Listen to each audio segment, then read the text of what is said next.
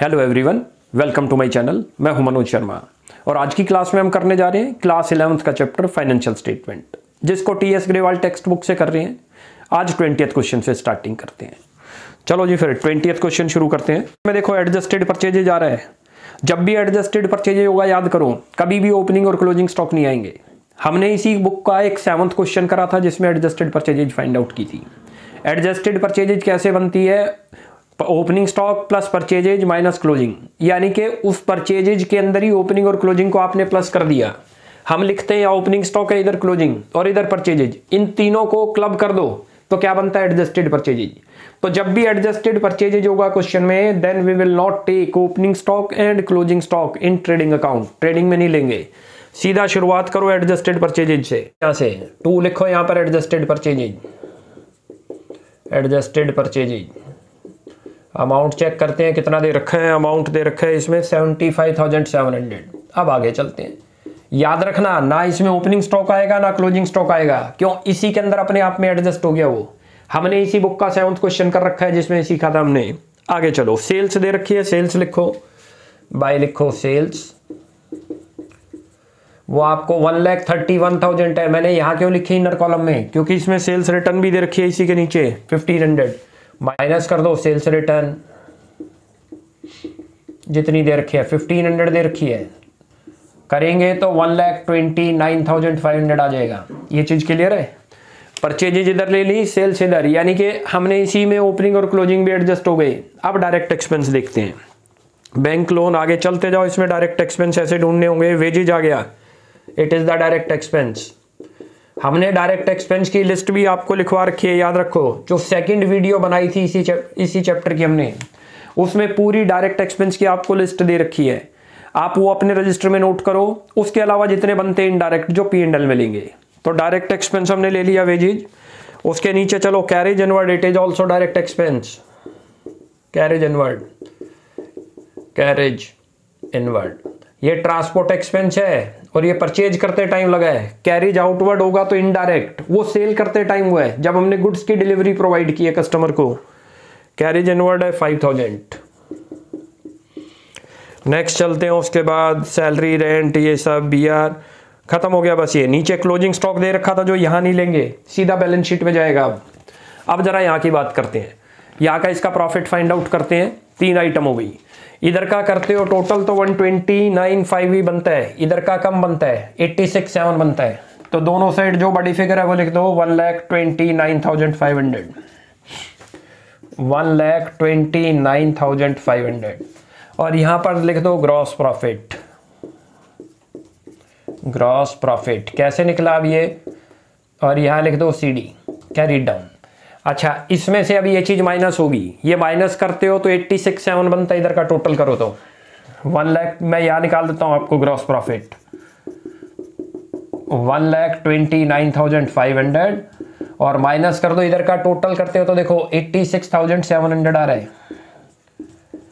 ये एक्सपेंस वाली साइड है और ये वाली जो है हमारी इनकम वाली साइड है। तो डिफरेंस जो आ गया 42,800 आ गया। It is the gross profit. ये चीज क्लियर हो गई? और अब इसको ट्रांसफर कर दो।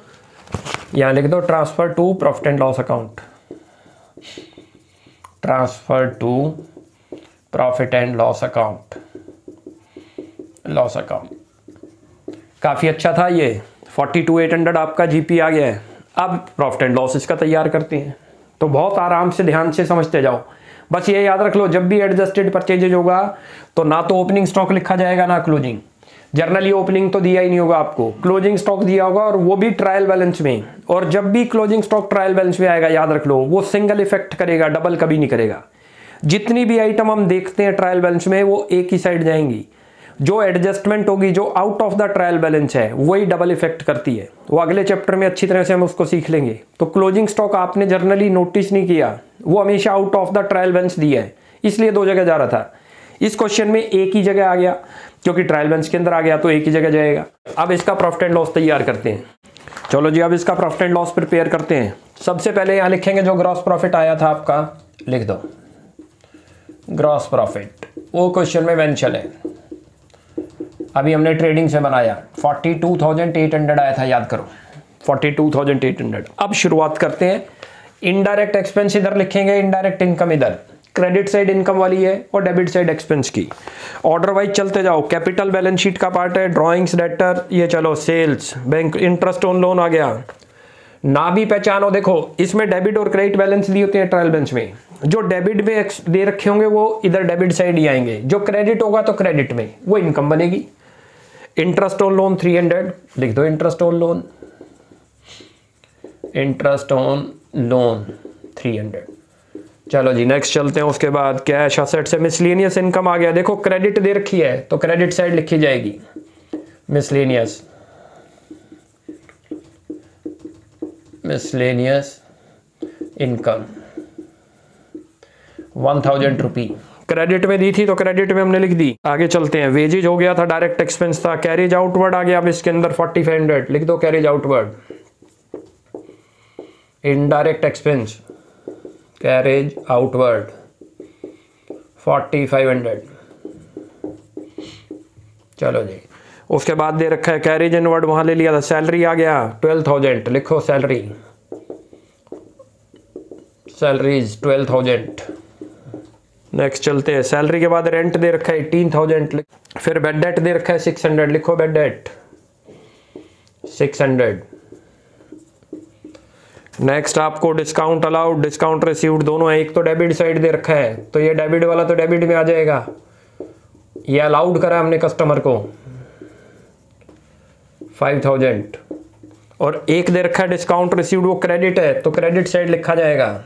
ये क्रेडिटर से मिला होगा हमें परचेज करते टाइम, जब पेमेंट की होगी तो हमने। Discount received 2600, discount received. यहां तक क्लियर हो रहा है?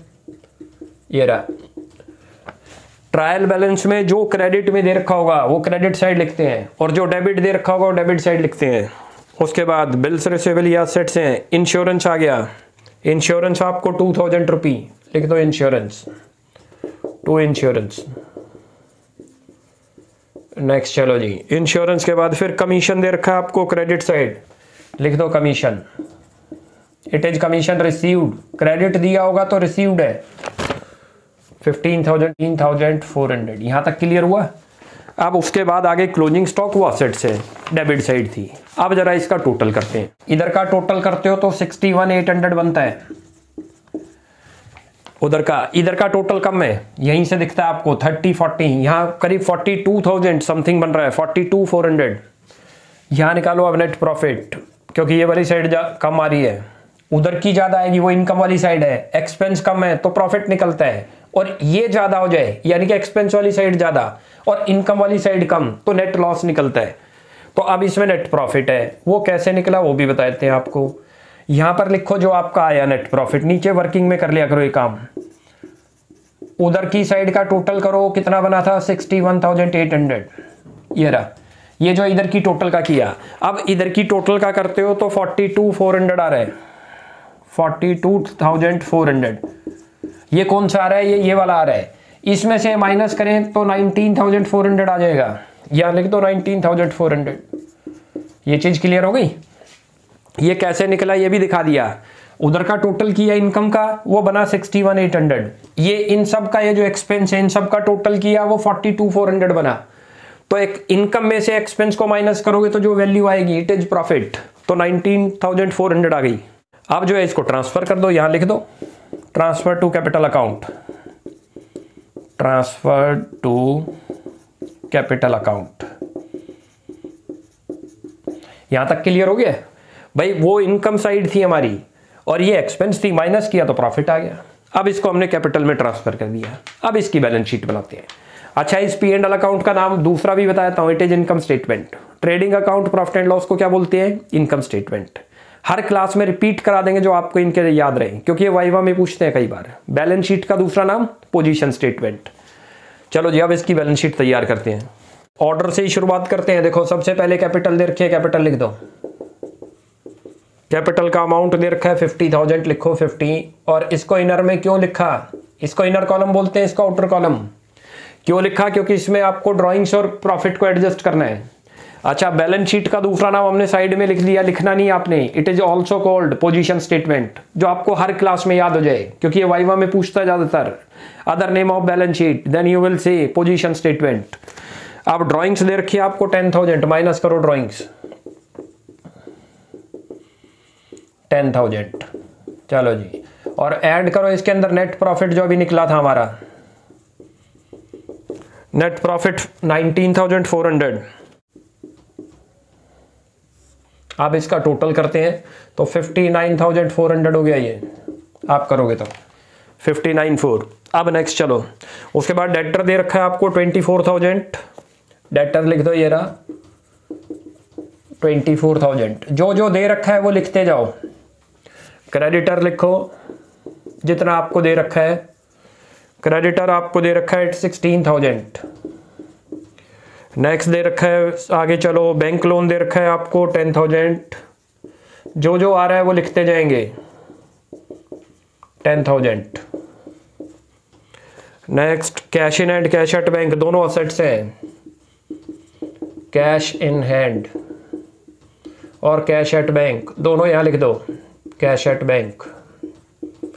कैश इन हैंड आपको 3,000 और 7,500 और 7,500, ये रहा, ये लिख दिया। एक और चीज आपको बताता हूं, जैसे कभी कंफ्यूजन हो जाए कि इसे असेट्स में लिखे हैं लायबिलिटी में, जो डेबिट साइड होगी वो असेट साइड में आएगी और जो क्रेडिट साइड होगी वो लायबिलिटी में आएगी। आगे चलो जी, फर्नीचर दे रखा है फिर आपको 33,900 का, फर्नीचर लिख दो,